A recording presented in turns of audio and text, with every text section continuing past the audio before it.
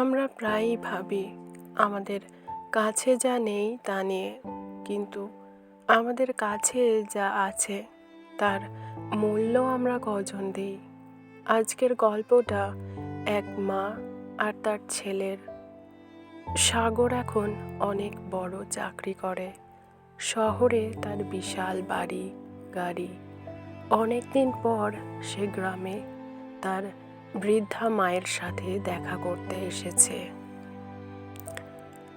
মা চোখে ভালো দেখতে পান না, তার চশমাটা অনেক পুরনো এবং একদিকের কাচ ভাঙা। সাগর বিরক্ত হয়ে বলল, মা, এই ভাঙা চশমাটা কেন পরে আছো?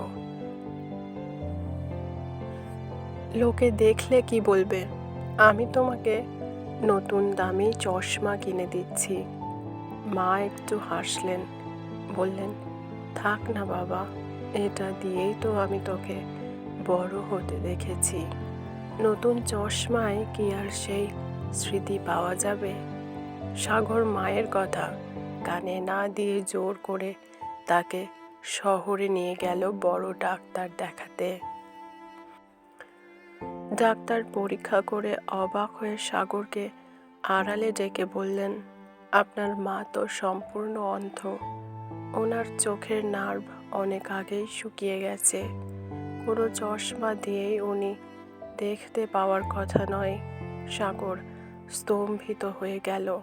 সে দৌড়ে মায়ের কাছে গিয়ে জিজ্ঞেস করলো, মা, তুমি যদি দেখতেই না পাও তবে এই ভাঙা চশমাটা কেন সারাদিন চোখে দিয়ে রাখো?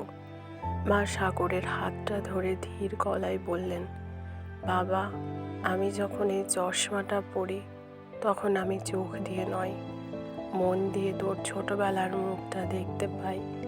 আর এই চশমাটা পরে থাকলে তুই ভাবিস আমি তোকে দেখছি। তাই তুই অন্তত আমার সামনে এসে দাঁড়াস। চশমাটা না থাকলে তো তুই হয়তো আসতিসই না। সাগর সেদিন বুঝতে পারল, দামি জিনিসের চেয়েও দামি হলো ভালোবাসা আর সময়। বন্ধুরা, বাবা মায়ের জন্য দামি উপহারের চেয়েও তাদের কাছে আপনার একটু সময় অনেক বেশি মূল্যবান। এক পথ হলে ভিডিওটি লাইক দিয়ে শেয়ার করুন। ধন্যবাদ।